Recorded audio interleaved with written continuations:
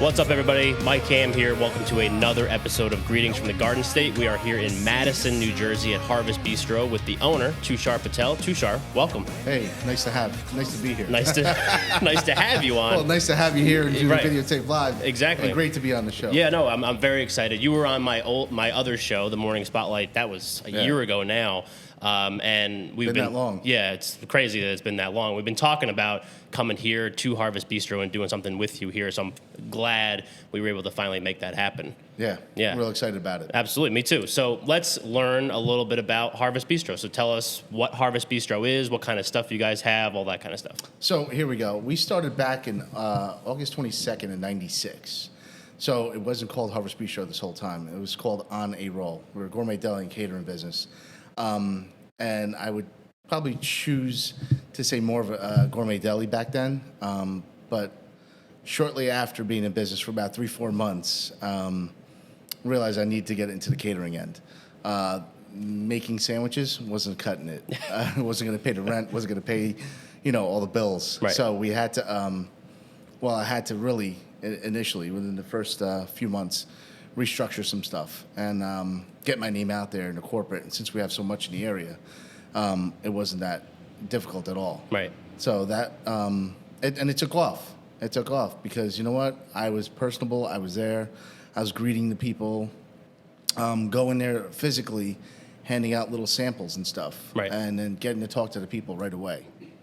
Yeah. No, that's great. So I find that interesting because I feel like, now, maybe I'm wrong because I don't have a background in the restaurant business or the food business or anything like that, but I feel like people a lot of times go from the catering side to a restaurant as opposed, you kind of went the other way. So you were trying to get maybe, a physical location was here and then was trying to expand and get the tentacles out into different communities and all that kind of stuff. Yeah, correct. Yeah. And working with a lot of non-for-profits is great too. Right. I'm a big believer in giving because it always comes back tenfold. Right. And it has, the longevity of being here for almost past 25 years at this point. Yeah. Right. Yeah, absolutely. So, I mean, another question I would have too is, I feel like I can make a pretty good sandwich, but then when do you decide that, like, hey, I'm going to open up a place that, like, we're going to sell sandwiches, like gourmet sandwiches? I mean, what goes into the thought process behind doing something like that? Just, wow, that's an awesome question. I've never been asked that, so it's pretty wild. Why is your sandwich better than my sandwich and your restaurant quality type thing? Yeah, it's from the beginning, right? We've always, my biggest thing is always using the freshest ingredients possible, right?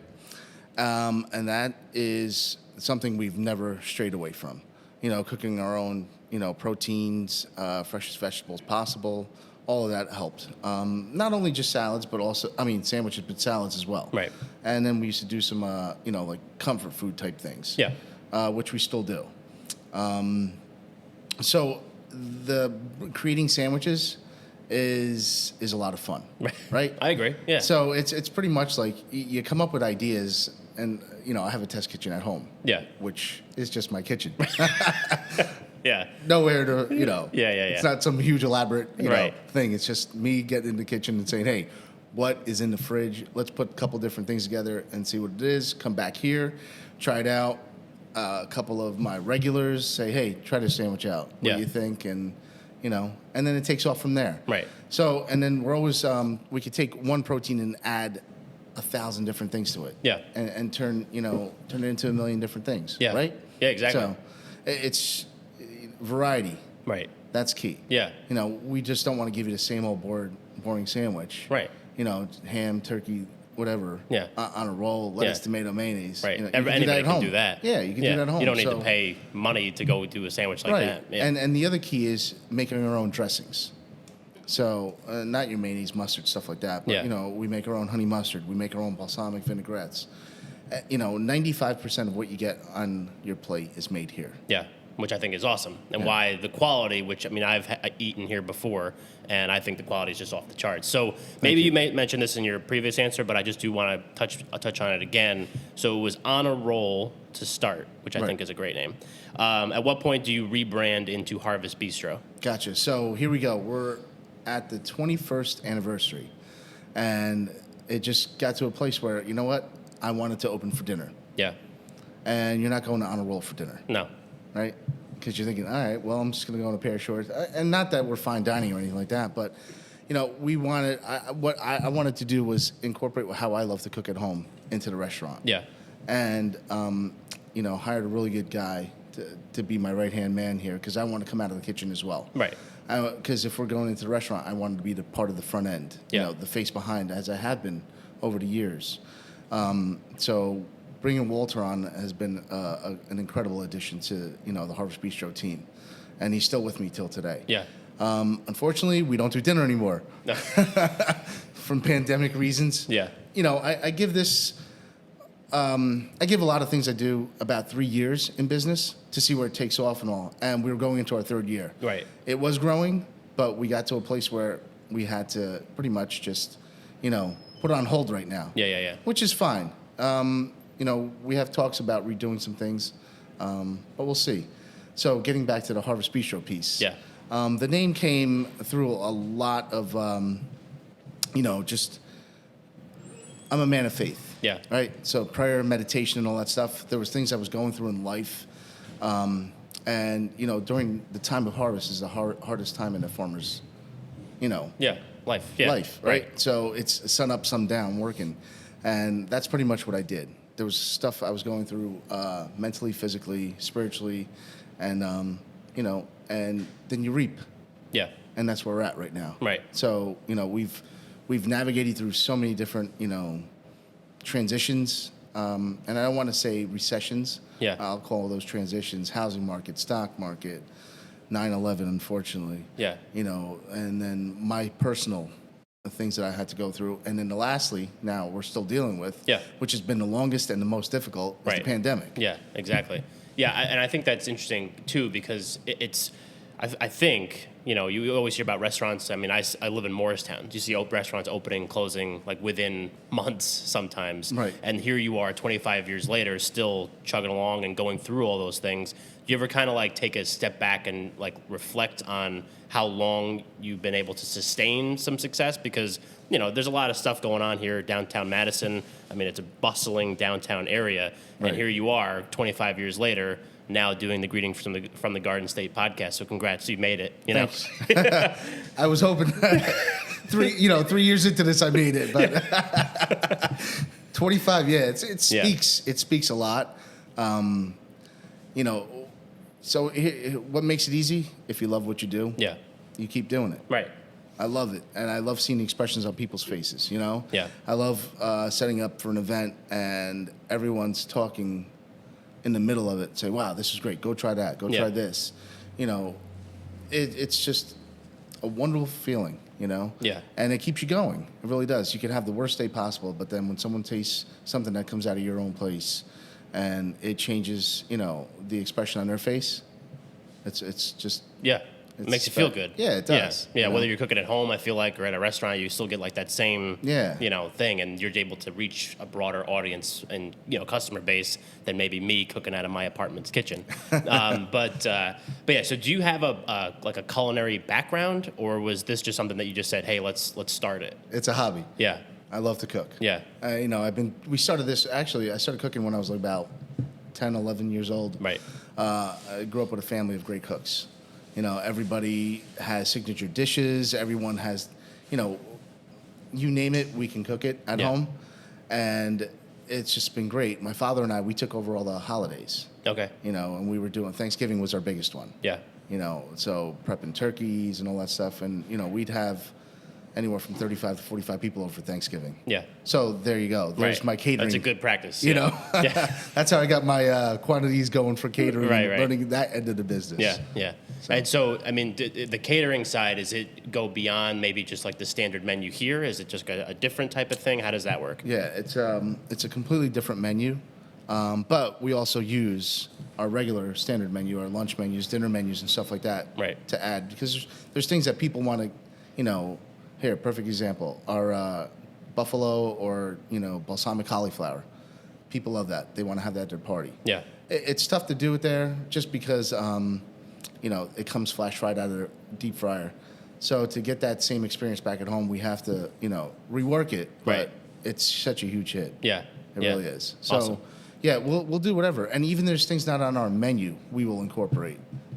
Chef and I, we have 7, 8 different backgrounds in cooking. Yeah. So if we can't do it, we'll tell you. We'll be up front. Yeah. So I don't want to say I'm going to do something and not, Right, not follow through. Yeah, The exactly. classic, you don't want to oversell and underdeliver. That's with anything. Yeah. Awesome. All right, so this has been great so far. We're going to take a short break. This is the Greetings from the Garden State podcast. We're here with Tushar Patel at Harvest Bistro in Madison, New Jersey. I'm Mike Hamm. We'll be right back. It is time for this date in New Jersey history. On November 1st, 1871, poet and author Stephen Crane was born in Newark, New Jersey. Crane is best known for his novels The Red Badge of Courage and Maggie, a Girl of the Streets. And this is Today in New Jersey History. What's up, everybody? We're back. We're here at Harvest Bistro in Madison, New Jersey. We got Tushar Patel. I'm Mike Hamm. This is the Greetings from the Garden State podcast.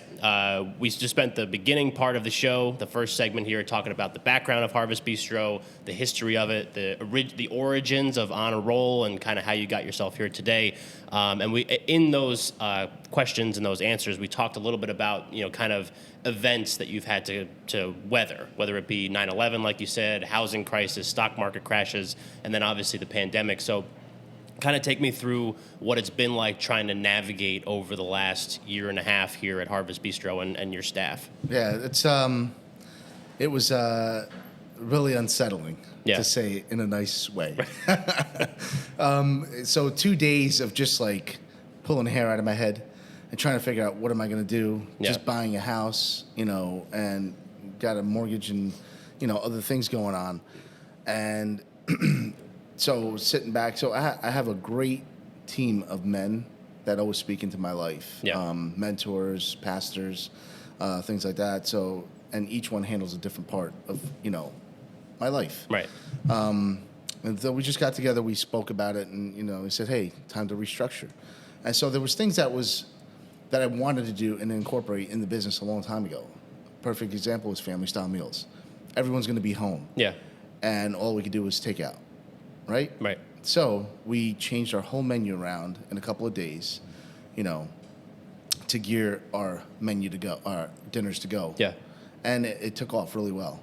A lot of the other restaurants, probably about 50% in town, decided to, take time off, I guess. I'm not sure. I can't speak for them. Yeah. Or however they had to navigate through this. But what I did was, and, I didn't want to close it all. Yeah. Right? I didn't want to put any of my staff out. And that was my biggest key. So having a sit down with them and say, hey, no one's going to lose their jobs.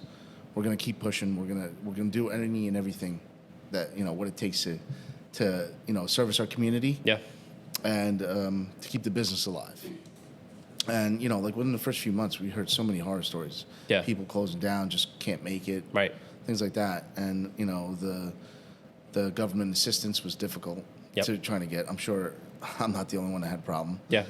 Filing every other day. They didn't, there was nothing set in place because no one was ready for this. Right. Right? Yeah. So it was tough. But we did manage. It was a slow turnaround. Stressful, as you can imagine. Right. But we navigated through it. Yeah. We all had each other's backs here. And, we talked a lot about it. And then what is the best of the best that we can do to get out, to stay fresh, for people to, to get in here, to keep the business thriving. Yeah, exactly. So right. That was one of the biggest things. And then we did a lot of work with the hospitals and other non-for-profits too. Yeah. So yeah, awesome. So talk to me a little bit about maybe, kind of, you said you had a pivot, I guess. That was like the most popular word of all time in 2020. Yeah, pretty much. Yeah. But talk to me about some maybe, like, you said you went family style meals. What were some other things that maybe you had implemented that you think might be things that you're going to continue to use even once we pull through the other end of COVID and the pandemic and all that kind of stuff? Are there any other things? Just some of our standards, our in-house standards, without a doubt. Right. You know, making sure the tables are sanitized, things like that. That's most important. The health of our staff, the health of the people. Yeah. Right? So, you know, when people see that, you know, they automatically, like, you know, when we told customers that we're not closing down and stuff like that, and a lot of them, you know, commented, hey, we know you're one of the best places to eat in town, number one, and we know how clean you are, you know, and like even the health department says, you know, the same thing about us, which is awesome. Right. That's a good person to have in your corner. Yeah, and then, so again, we increase our standard, right? Our standards were set at a certain level, right, and we went above that. Yeah. Again, so that's something we'll definitely keep along. Our dinners to go, again, we're still navigating through that. We're trying to figure out how we're going to open up for dinner. Yeah. And keep, you know, are we going to keep that going or not? Yeah. You know, like I mentioned in our first segment, you know, it was, or I didn't mention in the first segment. I'm not sure. No, I don't think we did. I don't think so. So we were at a 2-year point of opening up for dinner, getting into our 3rd year, and then the pandemic happened. Right. And I try to usually give a lot of changes, a 3-year period to see how it goes. Yeah. So it's not a quick decision. 6 months, it stinks, we're closing down. Yep. It takes time to build up, you know, new menus and things like that. Yeah. So it did well, and I believe our 3rd year was going to be our breakthrough year, and so we'd like to really entertain that once things get settled and we could get some of the workforce back in here. Yeah, absolutely. So let's talk a little bit about the workforce, because, you know, we've talked a little bit when we were setting this up, and, you know, various conversations that we've had trying to eventually get me here to do an episode with you. And, you know, we talked about basically, you know, I think you said you have yourself and maybe 2 other people that are here more than they, you know, than maybe they should be. And, you know, so doing maybe 7 days a week with the catering side and the restaurant side. So what's that been like, trying to navigate that? It's not easy. You feel the tension sometimes. Yeah. You know, and it's just, you know, we just have to sit there and kick back and say, hey, you know, we had to close the store down early a few times. Right. Because we just can't do it all. Yeah. You know, on some Saturdays, I have 7, 8, 9, 10, 11 events going on. Right. I don't have time to, you know, to handle both ends. Yeah. It's a difficult choice, but we have to do it. Right. And you know what? Our customers, you know, understand. So that's one of the things until we get our full workforce back. Yeah. We have to, you know, deal with that. Right. Yeah, so talk to me a little bit about maybe, like, from the catering side, you told me that is kind of taken off a little bit. Like, do you think that's just because people are finally being like, hey, we could have a gathering of more than 6 people or whatever the, without question. I believe, you know, there was a lot of anniversaries, a lot of birthdays, a lot of special occasions missed out. Right. So we are getting that, and plus what's current. Yeah. You know, graduations like you wouldn't believe, you know. Yeah. And, you know, I calculated, like, the 3rd week in June, I think we did 23 events. Holy cow. Yeah. Yeah. It was nuts. Right. How do you do that with basically three people? It's a lot of organization. Yeah. And the good thing was it wasn't all in the weekend. It was throughout the course of the week. Yeah. So we probably did about 8 or 9 during the week, Yep. and then the balance on the weekend. So we closed up a couple of days. Yeah. You know? Right. And we just, you know, pushed out the catering. Yeah.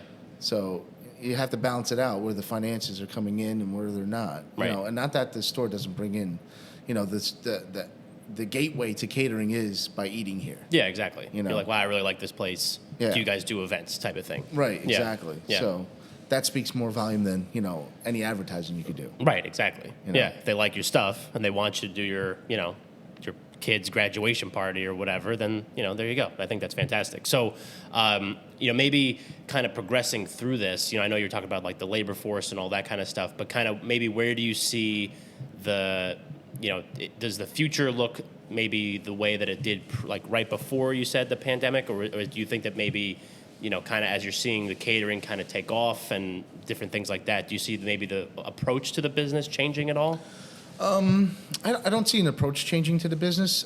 Getting more staff would be the biggest thing, right? Right. And then we can go ahead and open up fully, like I'd like to do. Yeah. The other thing that, you know, I have a couple other men we've been talking about opening up more locations. Yeah. So that's something I think we will be focusing a lot in the next 12 to 18 months. Yeah. We have some set ideas. Yeah. It's just a matter of now really putting them into effect now that Right. it's coming to an end, Yeah. I believe. Yeah. You know, I'm hoping. We all are. Yeah. So with that, we really need to build a serious workforce behind that. Oh, for sure. You know? Yeah, you can't have more locations with still 3 people. The goal is to have one central location. Yep. 80% of the goods coming out of there and branching out to a dozen other locations. Yeah.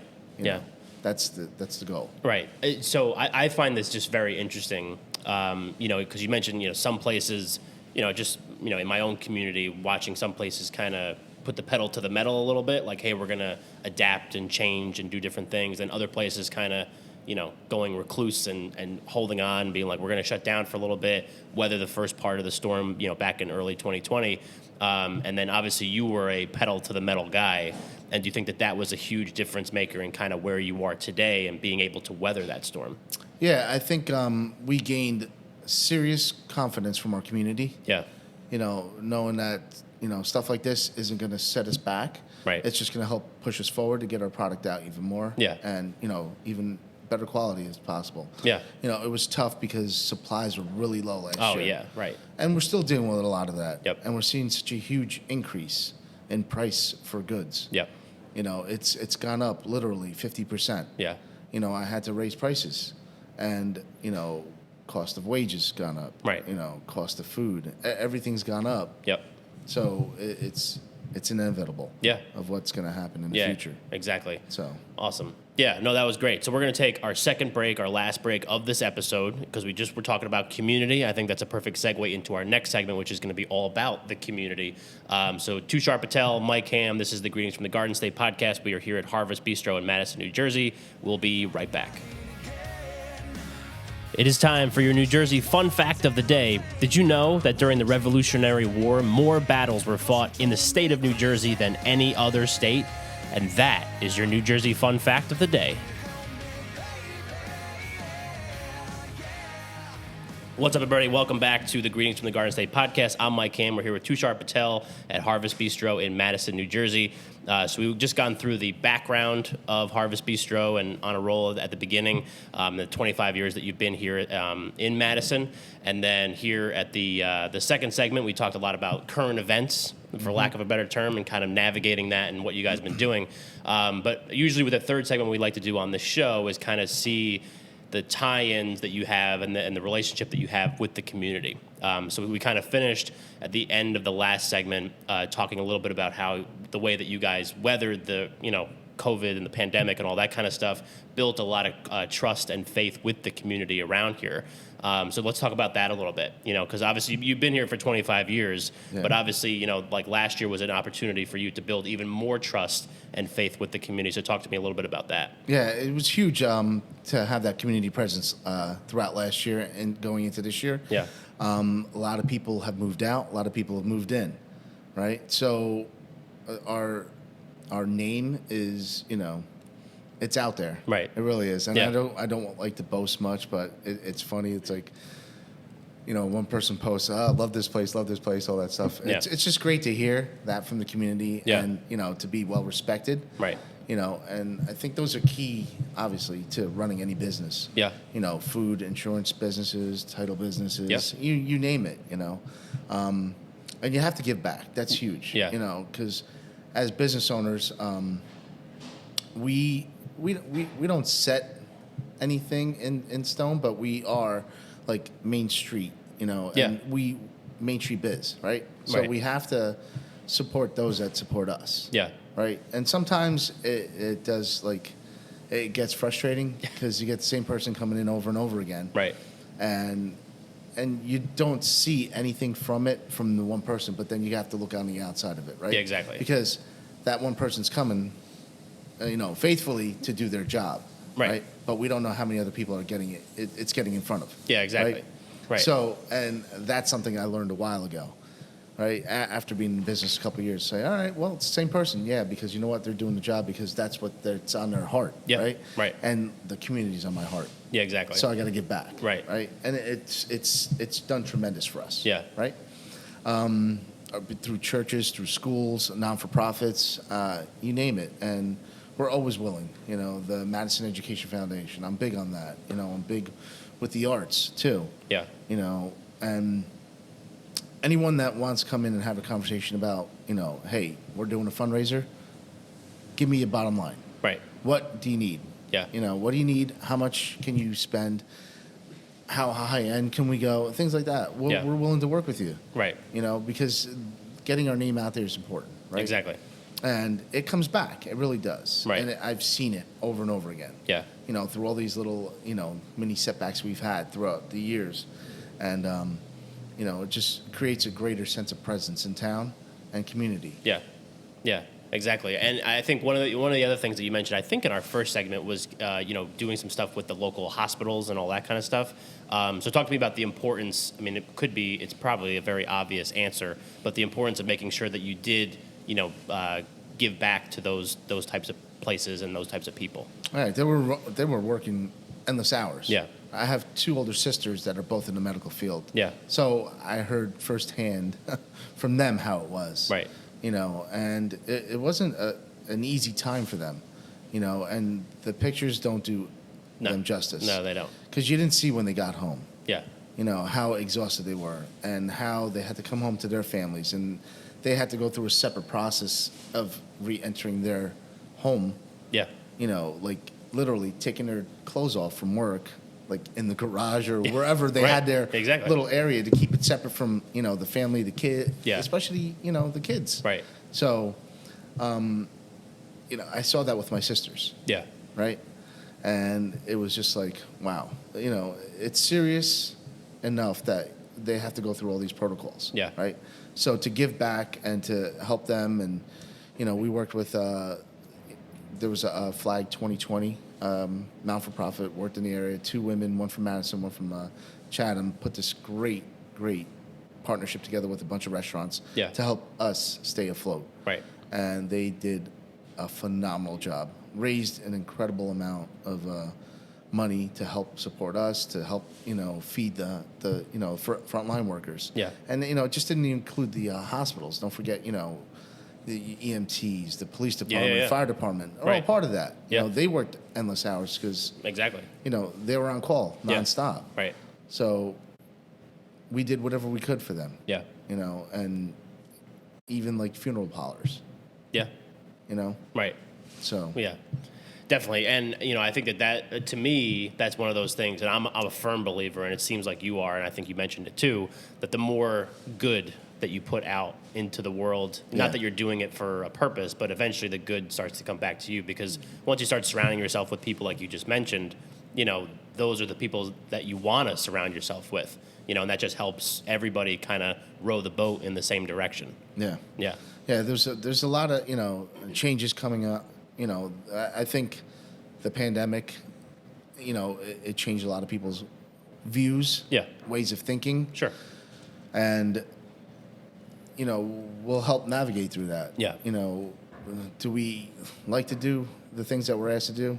No, but we understand that there's a need for it. Exactly. And to keep the community safe, you know, we'll go above and beyond. Yeah.